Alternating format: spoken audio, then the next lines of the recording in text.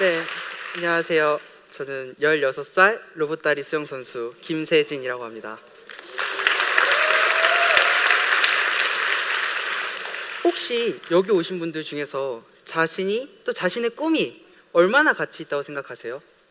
제가 지금 하고 있는 이 두 다리는 이 두 다리만 해도 2천만 원이 넘습니다. 지금까지 들어간 돈만 해도 1억이 넘고요. 그렇다면 저보다 좋은 다리를 가지신 여러분들은 얼마나 가치 있고 얼마나 그 가치가 높을까요? 적어도 1억 이상은 버신 것 같아요.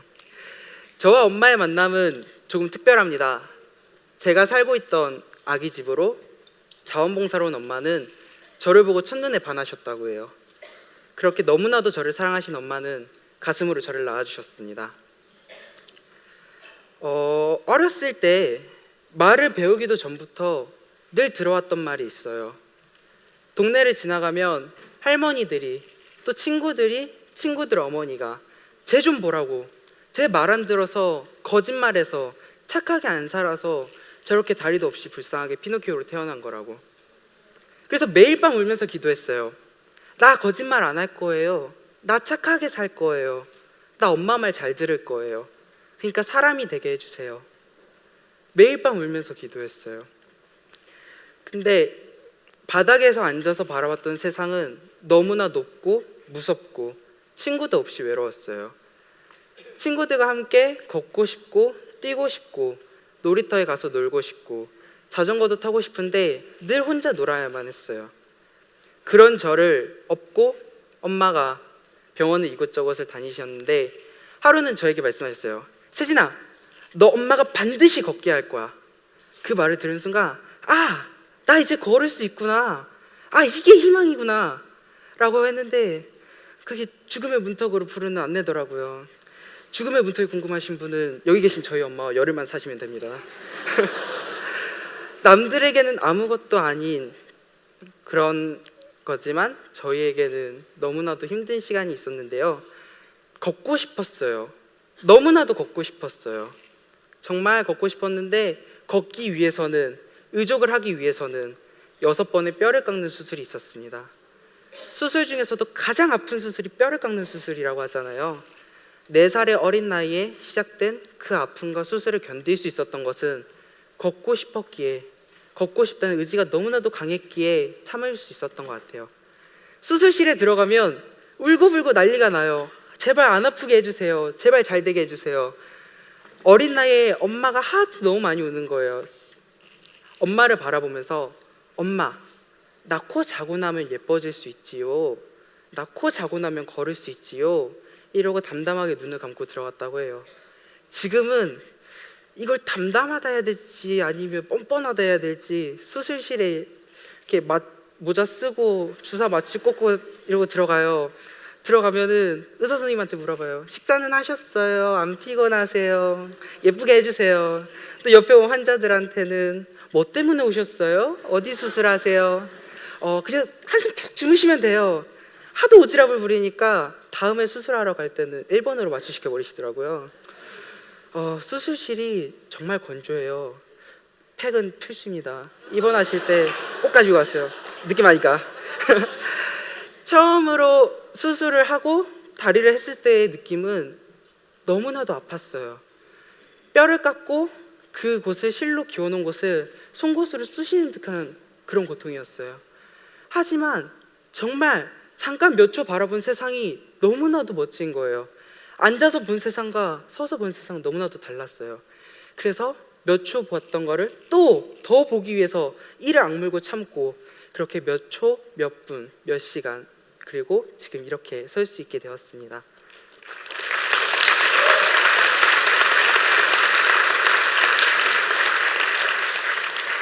그보다도 정말 제 머릿속에 잊혀지지 않는 거는 재활 운동인데요.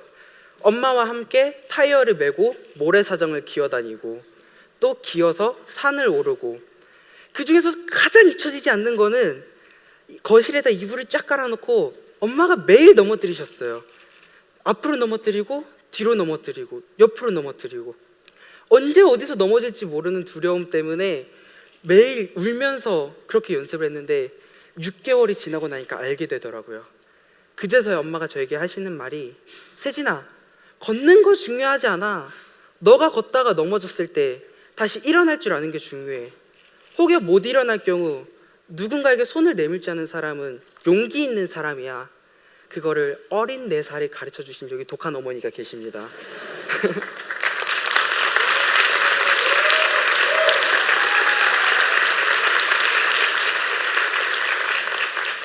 그렇게 걷게 된 저는 다양한 것에 도전합니다. 축구, 승마, 드럼, 라틴 댄스, 골프, 볼링, 정말 너무나도 많은 것에 도전했는데 돈이 많아서가 아니라 엄마 나 저거 하고 싶어요. 가자. 제가 하고 싶다는 건 꼭 하게 해주셨어요.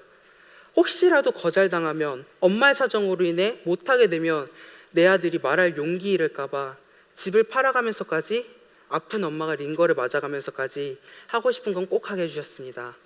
그렇게 배운 승마는 말에서 2번 떨어지고 그만뒀고요. 라틴 댄스는 파트너였던 이쁜 누나 정말 이뻤어요. 그만두더라고요. 힘 빠져서 같이 그만뒀습니다. 제가 한 번은 11살 때 10km 마라톤을 완주한 적이 있어요. 상금으로 4천만 원 가량의 리프트가 장착된 차를 상금으로 받았는데 엄마가 내심 기대하셨대요. 저걸 어디다 쓰지? 이러셨는데 어린 나이 11살의 저는 우리 집 차는 비록 지금 폐차 직전이지만 걷고 싶지만 자기가 배우고 싶지만 못 움직이시는 분들에게 이 차 정말 필요하겠다. 그래서 엄마의 의견은 물어보지도 않고 저는 이 차를 장애인 야학에 기증하겠습니다 해서 기증했습니다. 엄마 그날 우실 뻔했어요. 뭔가를 갖는다는 건 가져서 행복한 것이 아니라 내가 누군가에게 나눌 수 있는 기회가 생겨서 행복한 거라고 생각해요. 한 번은 제가 닉 부이치치와 함께 토크쇼, 이제 많은 분들 앞에서 이야기를 하는 자리가 있었어요. 닉 부이치치는 저보다 더한 장애가 있으시잖아요.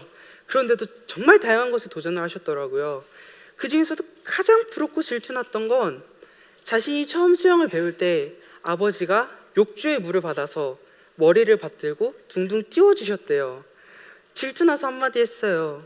아, 부럽네요. 저희 엄마는 물에 던지셨는데. 지금의 저는 수영선수입니다. 걷기 위해서 가장 좋은 재활 운동이 무리도 없고 부상이 없었던 게 수영인데 물이라면 질색을 할 정도로 싫어했던 아이였어요. 그 아이를 물에 던지시더라고요. 어떻게 보면 살려고 했던 수영이 아니었나 싶은데 그랬던 수영이 저에게는 특별한 존재가 되어서 지금은 저에게 꿈과 목표를 가져다준 매개체가 되었습니다. 다음 영상은 제가 수영하는 영상입니다. 한 아이가 있습니다. 수영 왜 좋아하냐면 제 몸이 자유로워지고 제가 어디든지 갈 수 있다는 꿈을 꿔요. 선천성 무형성장애.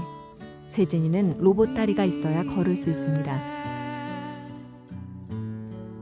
휜 척추를 고치기 위해 재활 치료로 시작한 수영. 세진이는 수영을 통해 꿈을 이뤄가고 있습니다. 단순히 올림픽에서 금메달을 따는 것이 아니라 세진이와 같이 장애를 안고 있는 친구들에게 희망의 전도사가 되는 것. 더 나아가 세계 속에 희망을 전하는 대한민국의 대표가 되는 꿈.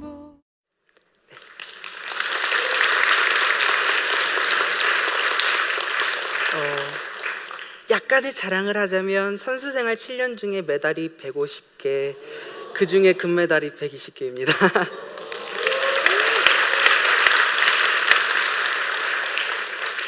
지난 9월 21일 제 인생에서 정말 잊혀지지 않는 순간이 있었는데요. 뉴욕 허드슨 강에서 열렸던 10km 원형 강이나 호수에서 하는 10km 수영 마라톤에 도전을 했습니다. 이 시합은 이렇게 300명이 출전한 경기였고요. 그 중에 218명이 완주하였고 150명이 엘리트 선수였습니다. 수영 원형이라는 종목은 실내 수영과는 다르게 굉장히 위험해요. 한 번은 저희가 8월 5일 통영에서 15km 대회가 있었는데 해파리가 너무 많았어요. 해파리를 온몸에 저렇게 칭칭 감아가면서까지 했던 시합이고요. 그만큼 위험한 시합이고 지난 해에 올림픽 금메달리스트가 심장마비로 돌아가실 정도로 위험한 대회였는데 정말 죽음을 각오하고 도전한 대회였어요. 전체 21위 했고요. 네.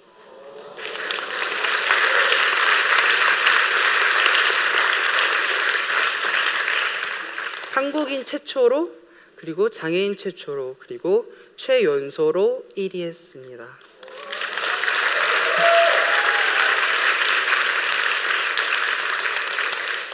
사실 너무나도 두려웠던 거는 내가 지금 앞으로 나아가고 있는 게 맞아? 물이 너무 더러워서 한 치 앞이 안 보여요. 옆에 지나가는 선수가 물고기인지 사람인지 몰라요.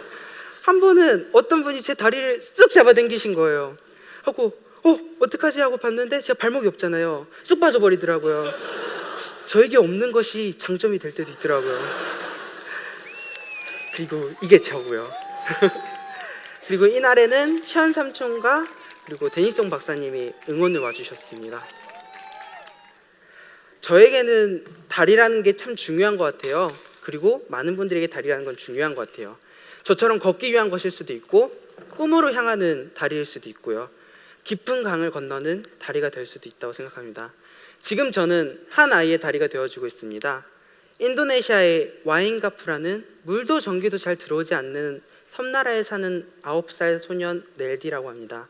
이 아이는 오토바이 사고로 오른쪽 다리를 잃었고, 첫 번째로 했던 기도가 나는 튼튼한 다리와 튼튼한 형이 갖고 싶어요 라는 기도였는데, 그 당시 저는 컴패션을 통해서 아픈 아이를 후원하고 싶습니다 라고 사연을 썼는데 넬디와 제가 딱 만난 거예요. 그래서 넬디와 저의 첫 만남입니다. 설레는 마음으로 넬디를 만나러 갑니다. 많이 떨려요. 세진이와 넬디의 발걸음이 반가운 만큼 빨라집니다. 영원히 간직될 소중한 시간을 만들어 갔습니다. We must cut the bone. 넬디는 세진이 형을 보고 용기를 내게 되었습니다. 형아는 걷기 위해서 너처럼 수술을 했고 이거는 처음으로 4살 때 걸은 거라고. 이제 새로운 동생이 이제 제 마음속으로 들어왔으니까 앞으로 동생을 위해서 노력하는 마음이 더 커진 것 같아요. 네, 제가 4년 후 넬디를 찾아가서 물었어요. 넬디야, 너 형아를 안 만났더라면 지금쯤 어떻게 살고 있을 것 같아? 라고 물어봤더니 나는 형아를 안 만났더라면 지금쯤 잠을 자고 있었을 거예요. 나는 형을 만나고 꿈이 생겼어요. 지금 넬디의 꿈은 의사 선생님이 되어 자신보다 더 아픈 아이를 고쳐주고 싶다고 합니다. 너무나도 감사했어요. 말이 통하지 않는 나라에서 마음이 통할 수 있다는 것이, 그저 하루하루 내가 흘려온 눈물과 땀방울이 누군가를 살게 하는 연료가 되고 내일의 나를 태우는 연료가 된다는 것이 너무나도 감사했습니다. 엄마에게 물었어요. 엄마, 아기 때 나는 왜 이렇게 태어났어요? 나는 왜 장애인이에요?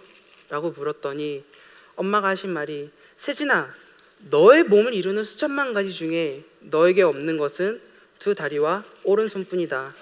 엄마는 너가 어떻게 생겼는지 중요하지 않다. 어떻게 살아갈 것인지, 어디로 갈 것인지, 또 누구와 함께 갈 것인지가 더 중요하다고 생각한다. 그래서 저는 거울에 비친 내 모습이 내일의 내 모습이듯이 오늘 내가 어떻게 살았느냐가 내일의 나를 만든다고 생각해요. 2038년 제가 만 40살이 되는 해에는 IOC 의원이 되어서 많은 아이들에게 힘이 되어주고 싶습니다. 이 꿈을 가진 이유는 태극기 사건이에요. 저희가 해외 시합을 나가서 금메달 3개, 은메달 4개를 땄어요. 시상식을 하는데 옆에는 일본 선수, 옆에는 독일 선수, 각 나라 국기가 올라가는데 우리나라 국기만 안 올라가는 거예요. 그리고 태극기마저 안 울려 퍼지는 거예요. 제가 시상식 때에서 놀래 있으니까 엄마가 사회자를 쫓아가서 물어본 거예요. 왜 태극기와 애국가가 안 올라가나요? 라고 물어봤더니 한국이라는 조그만 나라에서 엄마와 너 단둘이 나와서 그렇게 메달을 딸 줄 몰랐다. 그래서 준비를 안 하셨대요. 시상식 때에서 제가 울고 있으니까 엄마가 사회자 마이크를 뺏어서 스케치북에 태극기를 그려서 제 등 뒤에 서서 태극기를 들고 애국가를 불러주셨습니다. 많은 분들이 기립박수를 쳐주셨어요.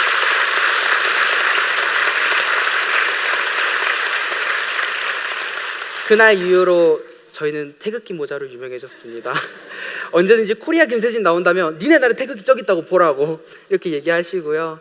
앞으로 저는 힘든 세상을 힘낼 세상으로, 그리고 많은 아이들에게 무지개의 다리가 되어줄 수 있는, 세상을 기대하지 않고 세상에 기대지 않고 세상이 기대하는 훌륭한 어린이 되겠습니다. 감사합니다.